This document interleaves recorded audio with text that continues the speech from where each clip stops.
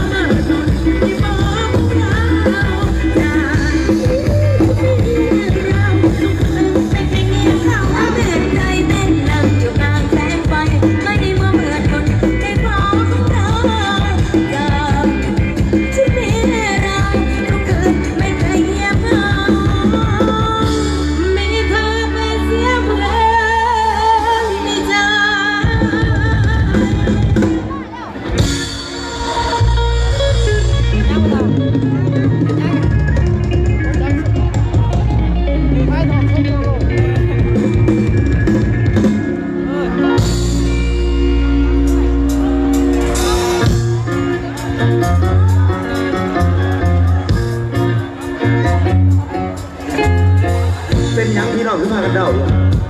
เพราะไอ้เขาขึ้นได้เขาขึ้นบอกว่าสร้างว่าแล้วจะไปน่ารักแต่ที่ไม่ดีไม่ขอให้คุณสั่งที่สุดสิ่งที่ต่อยมีเธอบางสิ่งที่แค่มอยแล้วที่เธอเมาหรือยังกระโปรงกระเป๋าก็ดูไม่เกินจะไอ้นั่นก็ไม่รู้แค่กระโปรงโอ้โหกระโปรงโอ้โห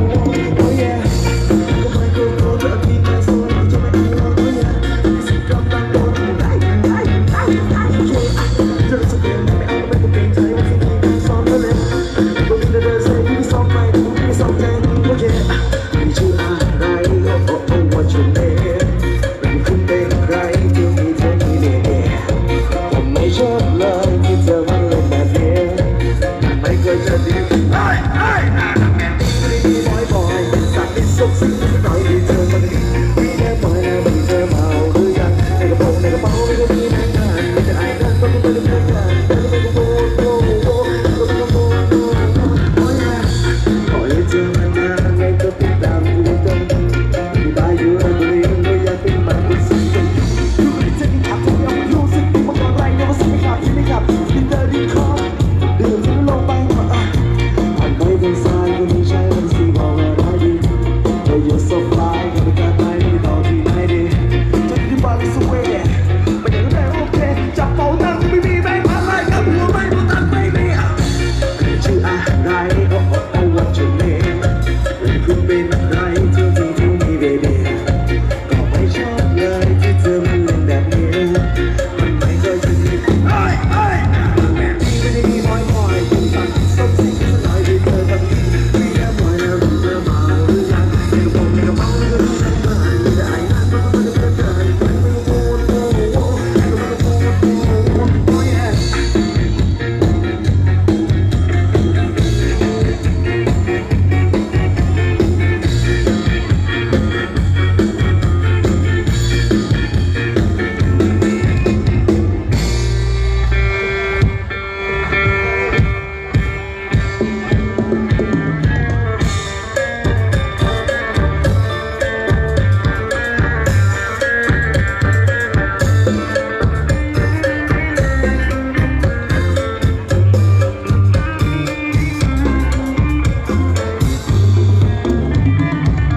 เอาฟาดเผาพี่น้อง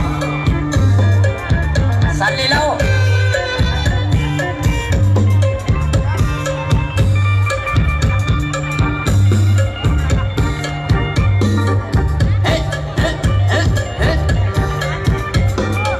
เอาเต็มที่พี่น้องเอาเต็มที่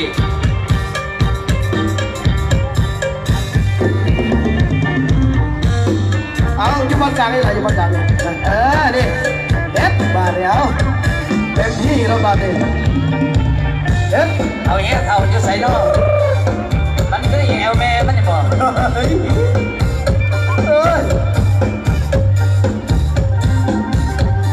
สะอ่อนลูกเต่าใดเขาเจ้านี่สุดยอดแล้วจังเลย ทักน้องน้อยมาแต่ไหนเนี่ย แนวนั้นเลย